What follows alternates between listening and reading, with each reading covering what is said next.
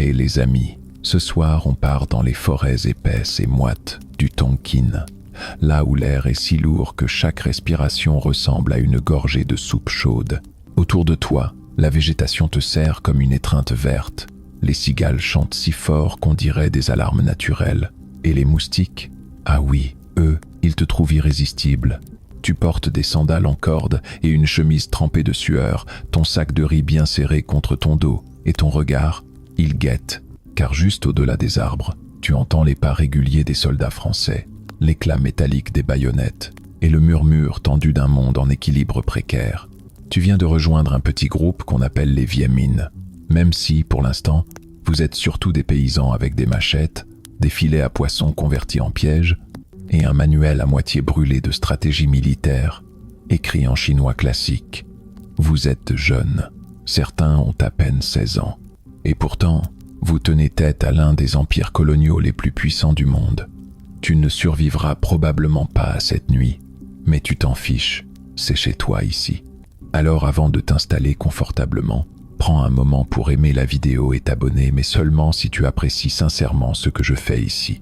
Et dis-moi d'où tu écoutes et quelle heure il est chez toi. Maintenant, baisse un peu la lumière, allume peu, être un petit ventilateur pour ce fond sonore doux. Et glissons ensemble dans le voyage de ce soir. Tu assistes à une scène étrange, un mandarin vietnamien, costume traditionnel impeccablement repassé, boit du vin français dans un salon chargé de velours, pendant qu'un homme en costume 3 pièces griffonne des chiffres sur un contrat. C'est un banquier de Marseille. Le mandarin sourit, signe, puis s'incline très légèrement. Tu sens la tension dans ses épaules. Ce n'est pas une collaboration, c'est une soumission déguisée en politesse. Bienvenue dans l'ère des rois marionnettes. Ce qu'ils ne savent pas, c'est que depuis des siècles, chaque centimètre de cette terre a une mémoire. Chaque sentier dissimule une histoire, un vieux lettré banni, un village rasé pour refus d'impôts, un arbre sacré qui saigne si on l'entaille. Tu ne combats pas juste pour aujourd'hui. Tu combats pour une suite de douleurs accumulées, transmises par ta grand-mère, qui jurait que les Français avaient autrefois utilisé des canons pour faire taire un tambour de village trop bruyant. Les premiers combats, ils ne ressemblent pas à des batailles, plutôt à des chuchotements meurtriers. On sabote une voie ferrée avec un clou rouillé.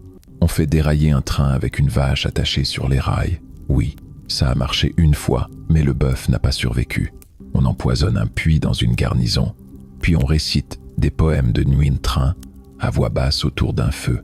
Un fait curieux, les premières unités rebelles se servaient parfois de tambours pour envoyer des messages codés à travers les vallées pas très subtils, mais assez efficaces, si on voulait dire « ils arrivent », avec un peu de style sonore. Mais très vite, les Français s'adaptent. Ils recrutent des soldats locaux, les fameux Lin Kuk-san, ces tirailleurs indo-chinois en uniforme vert, armés, mais méprisés. Certains rejoignent les rangs coloniaux par survie, d'autres par idéalisme. Tu te retrouves alors face à des cousins, des camarades d'école, des voisins armés contre toi. Et là, ça pique. Historiquement, la France commence à perdre le contrôle symbolique plus tôt qu'on ne l'admet. Dès les années 1930, l'administration coloniale, malgré ses journaux triomphalistes, sait qu'elle marche sur des œufs de cobra. Le gouverneur général d'Indochine, Paul Doumer, notait déjà dans ses mémoires une tension permanente mais invisible, comme une pluie qui ne tombe jamais mais qui te rend quand même mouillé. Mais dans ton petit coin de jungle, tu ne lis pas ces mémoires. Tu ressens juste la chaleur du fusil artisanal dans tes mains, fabriqué à partir de pièces de machines agricoles, et l'odeur de l'eau stagnante où tu caches parfois tes documents dans des bouteilles scellées. Un jour, une attaque se prépare, cible le poste français de Xom Doa. Tu n'as jamais vu autant de moustiques, ni autant de détermination silencieuse. Hui distribue les rôles avec un calme d'enseignant fatigué. Toi, tu dois distraire les sentinelles avec un feu de camp et une chanson folklorique. Oui, tu vas chanter, devant des soldats armés. Tu penses que c'est une blague, ce n'en est pas une. Et ça marche. 2 sentinelles s'approchent, armes baissées, l'air de chercher le karaoké. Boum, attrapé, ligoté, désarmé. Personne ne meurt ce soir-là. Victoire douce amère. Mais ce n'est jamais aussi simple. Quelques semaines plus tard, un village suspecté d'avoir hébergé des partisans est brûlé. Tu retrouves dans les cendres un peigne en os et un bracelet que tu avais offert à Lynn, la jeune tisseuse aux doigts d'or. Tu ne sais pas si elle est vivante. Tu ne poses pas la question. Les Viet Minh changent alors de tactique. Fini les coups isolés. On parle d'organiser, de centraliser, de faire de cette rébellion une armée. Tu participes à des formations improvisées, entre deux rizières, où l'on t'apprend des mots comme guérilla asymétrique ou encore doctrine maoïste, même si tu retiens surtout qu'il faut viser les pneus, pas les vitres, et que courir en zigzag sauve des vies. Un débat anime les rangs. Faut-il cibler les collabos vietnamiens ou les Français uniquement? Les plus jeunes veulent frapper fort, partout. Les anciens, eux, parlent de patience, de symboles, de frapper l'Empire, pas les pions. Les historiens débattent encore de ce dilemme moral. L'ennemi, c'est celui qui commande ou celui qui exécute. Tu ne choisis pas, tu obéis. Les jours passent, les forêts changent.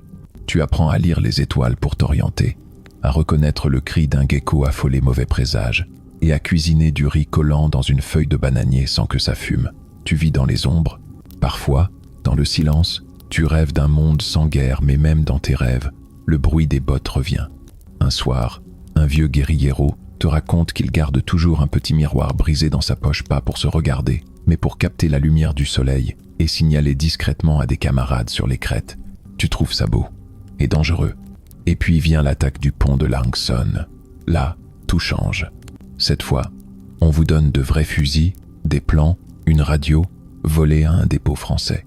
Tu ressens pour la première fois que la lutte est plus qu'un cri dans la jungle. C'est une stratégie, una vogue. Mais au fond de toi, tu restes ce gamin pieds nus qui chantait pour tromper la mort. Et ce chant, il vibre encore à travers les bambous. Il dit « On est encore là ». Tu t'accroupis dans une ruelle poussiéreuse de Hue, les narines pleines d'encens bon marché, pendant qu'un rickshaw brinque-ballant passe en grinçant sous le regard ennuyé d'un fonctionnaire colonial. Ce n'est plus la jungle ici, c'est la capitale impériale, l'élégante, l'ancienne, la soumise. À première vue, tout semble figé dans le temps. Les murs jaunes du palais, les dragons sculptés sur les portes, les mandarins en soie, mais sous la surface, tout s'effrite. L'empereur Baodar, jeune, élégant, éduqué en France, tu l'as peu, être croisé dans les journaux coloniaux, vit une vie partagée entre deux mondes. Il parle mieux français que vietnamien classique, et sa cour ressemble plus à une salle d'opéra de Paris qu'à une dynastie asiatique. Dans les couloirs du pouvoir, on le respecte, mais à voix basse. On le surnomme le roi qui obéit avant qu'on ne commande. Triste surnom, mais pas entièrement faux. Un fait peu connu. Les autorités françaises imposaient même des quotas d'importation d'opium pour les provinces, incitant les chefs locaux à encourager la consommation. Tu imagines ton professeur de primaire recevoir une lettre officielle. Veuillez augmenter le taux de dépendance dans votre district. Cordialement, l'administration. Mais le verre est dans le fruit. Derrière les salons, les fumoirs, les cérémonies impériales arrangées, les idées circulent. Les lettrés vietnamiens, humiliés mais pas vaincus, commencent à traduire des textes interdits.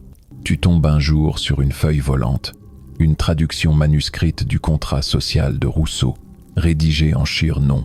Ce système d'écriture ancestrale, aussi labyrinthique qu'élégant. Un chef-d'œuvre. Tu veux l'encadrer. Tu veux le crier. Et puis il y a les trahisons. Tu entends parler de la famille Phan, dans le delta du Mékong. Le père, riche commerçant, avait juré fidélité à la France.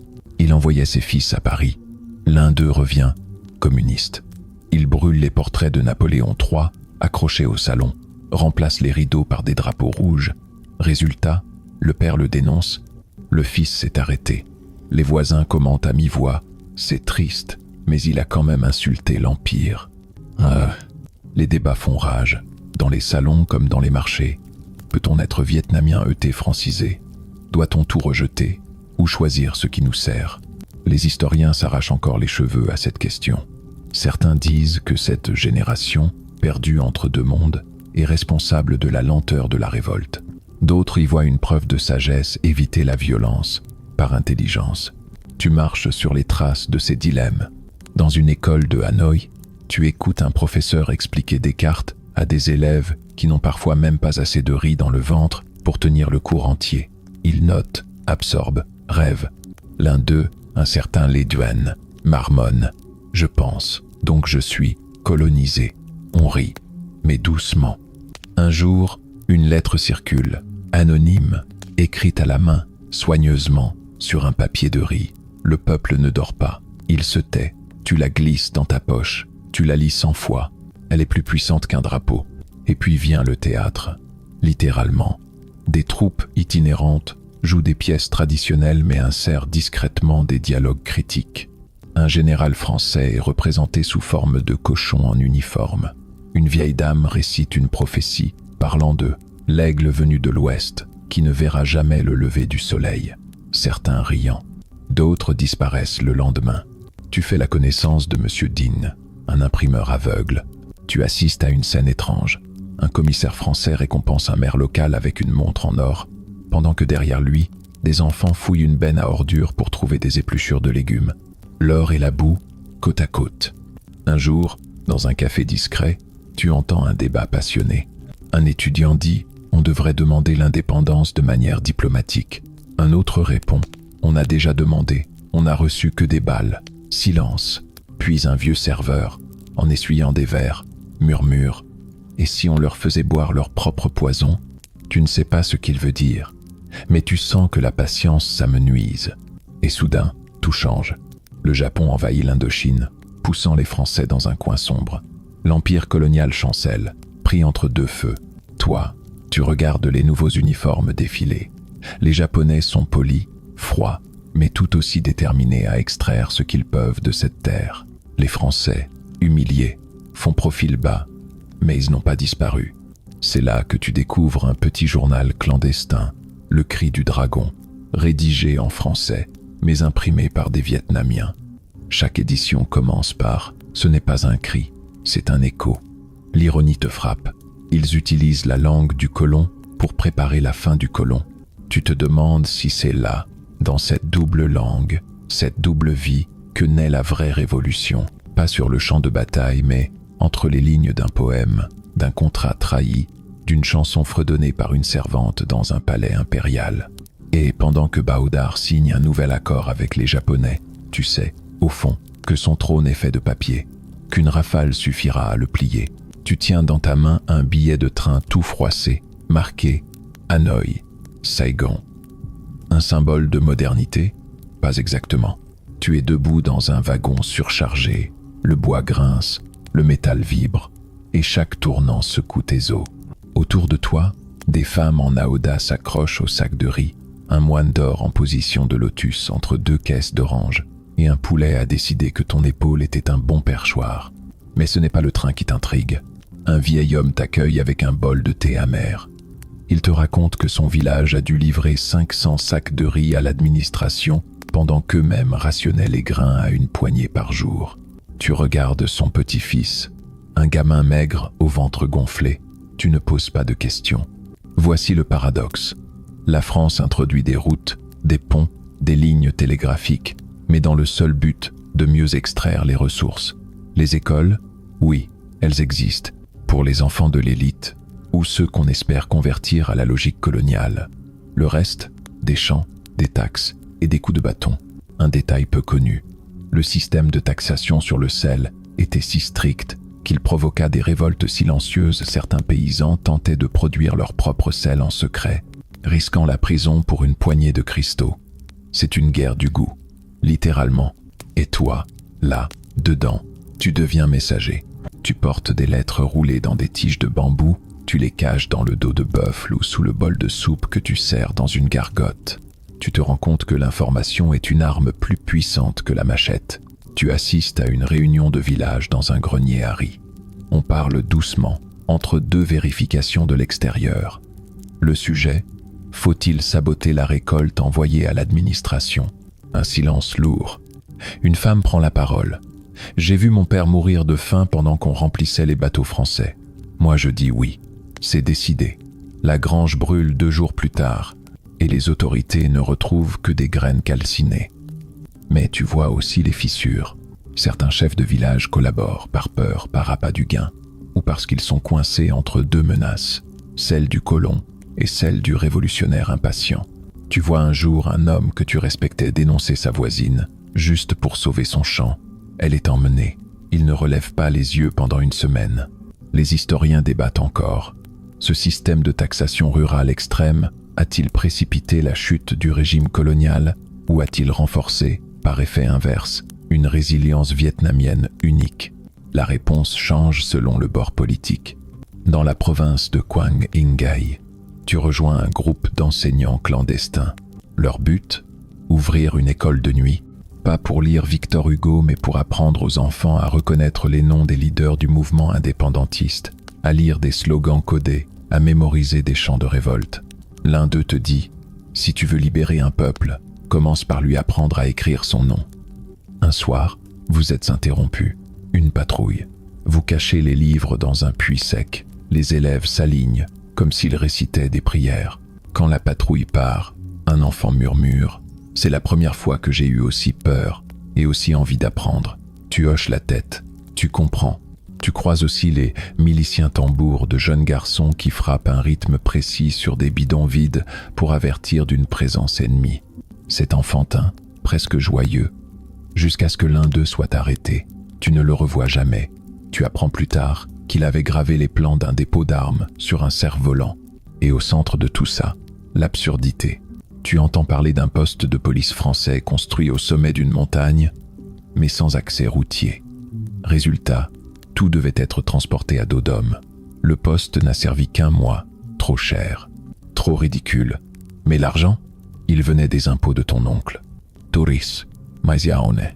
Un jour, un train est stoppé en pleine campagne. Ce n'est pas un sabotage, juste un bœuf endormi sur les rails.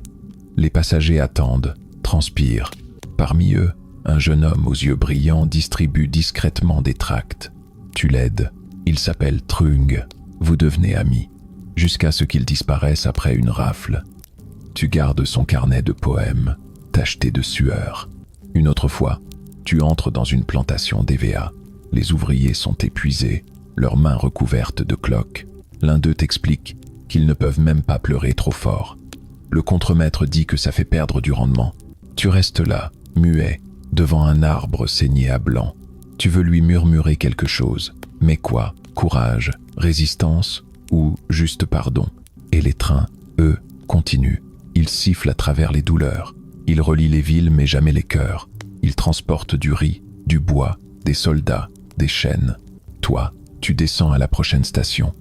Et tu te promets de ne jamais reprendre ce train, même si c'est le seul qui mène à demain. Car tu as compris, ce n'est pas juste une guerre de fusils, c'est une guerre de calcul, de quotas, de grains de riz comptés comme des balles. Et dans cette guerre, chaque bol vide est une révolte muette. Tu es accroupi sous un toit de chaume, entouré de jeunes visages éclairés par la lumière vacillante d'une lampe à huile. Pas un mot au-dessus d'un chuchotement. Le professeur, maigre comme un roseau, passe un doigt poussiéreux sur une carte tracée à la main. Pas de frontières imprimées ici, seulement des lignes tracées au fusain, des rivières repliées comme des veines et des montagnes griffonnées à la hâte. Ceci n'est pas une salle de classe ordinaire, c'est une école clandestine. Et toi, ce soir, tu apprends à lire des plans de fabrication d'explosifs artisanaux. On t'a confié un manuel traduit du russe, glissé dans un faux livre de médecine. Le papier sent le moisissure. À côté de toi, un garçon d'à peine 13 ans griffonne des équations avec une branche de bambou taillée. Il s'appelle Bao. Il sait par cœur un poème de Ho Chi Minh et peut démonter une grenade en moins de 30 secondes.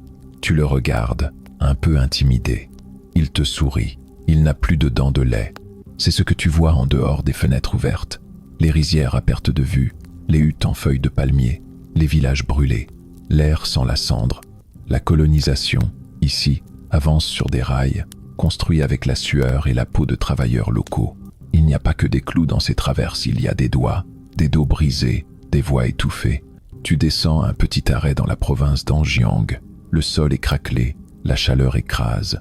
Tu apprends qu'Aoué, une femme de 19 ans, a organisé à elle seule un réseau de distribution de tracts à vélo. Elle faisait mine de vendre des brioches. Dans son panier, des manifestes. La police n'a jamais trouvé. Tu te demandes si elle existe vraiment. Mais une vieille dame te murmure. Je lui ai donné son premier livre. Elle existe. Un jour, un poète se joint à vous. Il parle comme un prophète fatigué. Il écrit des vers sur les murs, sur les feuilles, sur les rideaux. Un jour, il écrit « Ils ont les armes, nous avons les métaphores. Vous riez, mais vous notez chaque mot. » Pendant ce temps, dans les villes, ça chauffe. Les manifestations deviennent plus audacieuses. On jette de l'encre sur les affiches du gouverneur. On peint des slogans au charbon sur les murs blancs du quartier européen. La France mange, nous jeûnons. Simple, clair, brutal. Tu entends parler d'un professeur de lycée qui a détourné son cours de géographie pour enseigner la tactique militaire. Quand les inspecteurs sont venus, il avait tout effacé sauf une phrase au tableau. Le relief façonne les peuples. On l'a renvoyé. Mais ses élèves, eux, ont continué. Les débats deviennent plus complexes. Communisme ou nationalisme? Faut-il expulser tous les étrangers ou seulement ceux qui exploitent? Certains prônent l'alliance avec la Chine, d'autres la méfient comme du poison. Les historiens s'y perdent encore.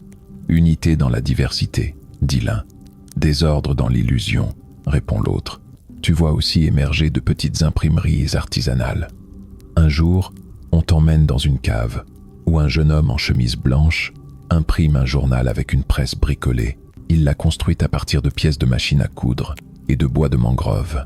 Il te tend une copie du journal La Torche. Dessin de couverture, un buffle en feu piétinant, un drapeau tricolore.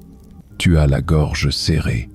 Il ajoute « On ne vend pas, on sème ». À côté, dans une pièce mitoyenne, une fille d'à peine 15 ans fabrique des bouteilles incendiaires. Elle t'explique les proportions exactes d'alcool, d'huile, de tissu. Sa précision te glace. Quand elle sourit, elle ressemble encore à une écolière. Tu te demandes combien d'enfants jouent à la guerre sans jamais avoir connu la paix. Et puis, il y a les messages codés.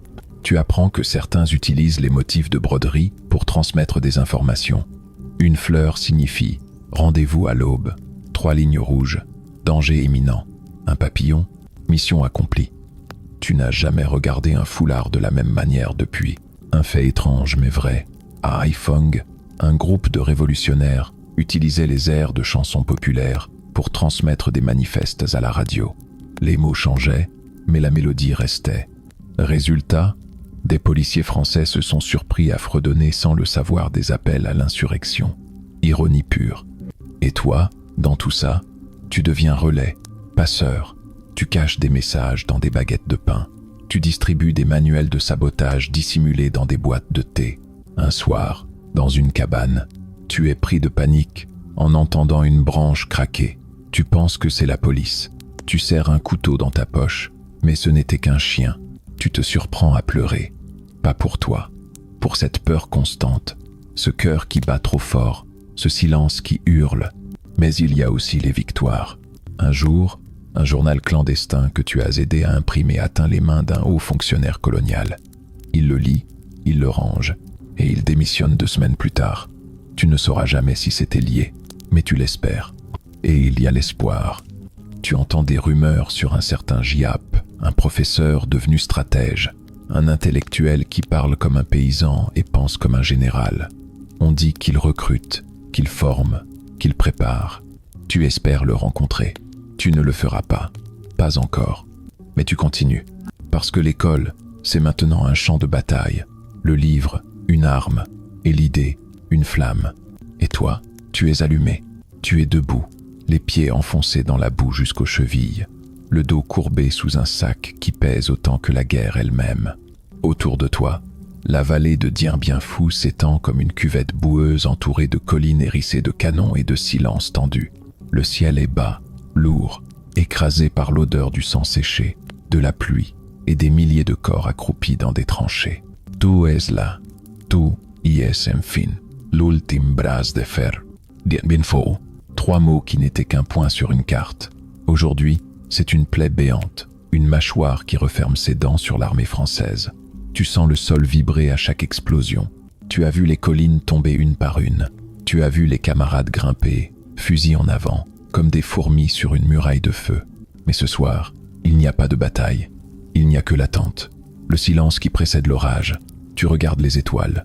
Tu penses à Lin, à Bao, à An. Tu ne sais plus qui est vivant. Tu ne sais plus depuis combien de jours tu n'as pas dormi autrement qu'assis, le dos contre un sac de riz pour amortir les tirs. Tu te demandes comment vous avez fait, comment vous avez traîné, pièce par pièce, à dos d'hommes ou de femmes, des canons démontés sur des dizaines de kilomètres, dans la montagne, en plein brouillard. Certains appelaient ça de la folie, d'autres de la foi, un fait qui te surprend encore. Les obus utilisés par l'artillerie vietnamienne ont parfois été fondus à partir de métaux récupérés dans les vieux rails, dans les clôtures et même dans les casseroles des villages. Et pourtant, tu entends encore les officiers français parler de « petits hommes jaunes sans artillerie ». Ces petits hommes, ce soir, encerclent la forteresse. La France, de son côté, a entassé près de 15 soldats dans cette vallée, un piège qu'elle pense être une citadelle. Mais la jungle n'a jamais aimé les certitudes. Elle ronge les pneus, noie les radios, bouche les canons. Les avions parachutent des rations qui tombent parfois directement dans les mains ennemies. Une erreur de vent ou un caprice du destin. Toi, tu creuses. Encore. Tu passes tes journées dans la terre, les ongles noirs, les yeux rouges, le dos cassé. Et pourtant, chaque centimètre gagné est une victoire. Tu avances, mètre par mètre, comme une taupe déterminée. Ce n'est plus une guerre, c'est une lente dissection. Et puis, vient le jour. Le 7 mai 1954. Tu entends un cri, puis un autre. Tu lèves la tête, le drapeau blanc. Tu crois d'abord à une illusion. Tu fermes les yeux, tu les rouvres. Ils flottent, hauts, fragiles, comme une dent de lait dans un sourire édenté. La garnison française se rend, silence, puis le bruit sourd des armes qu'on jette au sol, puis un autre bruit, celui des larmes, des genoux qui cèdent, de la terre qui accueille, enfin, des corps sans haine. Tu ne célèbres pas, tu respires. Autour de toi, certains dansent, d'autres prient. Toi, tu restes immobile, tu as survécu, mais à quoi? Dans les jours suivants, tu vois les prisonniers français alignés, hagards. Tu vois les infirmiers vietnamiens panser les mêmes plaies qu'on leur infligeait quelques semaines plus tôt. Tu entends un soldat murmurer à un autre. Ils ont perdu, mais ils ont été braves. Tu ne sais pas s'ils parlent de nous ou d'eux. Historiquement, la bataille de Dien Bien Phu marque la fin de la guerre d'Indochine. Les accords de Genève sont signés. L'Indochine française, comme un vieux rêve moisi, s'effondre. Mais entre l'idée et le réel, il y a la peur. Car les Américains arrivent déjà, l'ombre d'un nouveau conflit se dessine. Mais toi, ce jour-là, tu ne penses pas à l'avenir. Tu penses à ton riz, à ton lit de fortune, à la promesse murmurée dans la jungle. On ne sera plus jamais colonisé. Tu penses à un garçon de 13 ans, à une vieille aveugle, à un poète au regard creux. Tu penses aux bouteilles vides, aux chants chuchotés, aux cahiers interdits. Et tu souris. La nuit est tombée doucement sur les collines de Dien Bien. Les tirs se sont tus, les tambours aussi. Tu entends le bruissement discret du vent dans les herbes hautes. L'air n'est plus aussi lourd. Il est rempli d'un silence étrange, celui qui suit une grande tempête, un calme doux amer où la vie reprend, timide mais déterminée. Tu t'assois, dos contre un arbre. Le ciel au-dessus de toi scintille, immobile, et pour la première fois depuis longtemps, tu ne crains pas l'aube. Tu sens ton souffle ralentir, ton cœur aussi. Ton corps, qui a tant couru, tant creusé, tant porté, commence enfin à lâcher prise. Peut être que demain, tout recommencera. Peut être que l'histoire trouvera une nouvelle manière de te réveiller. Mais ce soir, non. Ce soir, tu dors sur une terre que tu n'as pas achetée, pas vendue, pas suppliée, une terre que tu as tenue, malgré tout. Tu fermes les yeux, tu entends les voix des anciens camarades, comme un écho dans les feuilles. Tu sens la chaleur d'un feu discret, d'une mémoire partagée. Tu es ici, tu es vivant, et, pour la première fois, tu es libre. Alors, laisse-toi aller, laisse les battements de ton cœur s'aligner sur le rythme lent de la nuit. Respire, repose-toi, tu l'as bien mérité.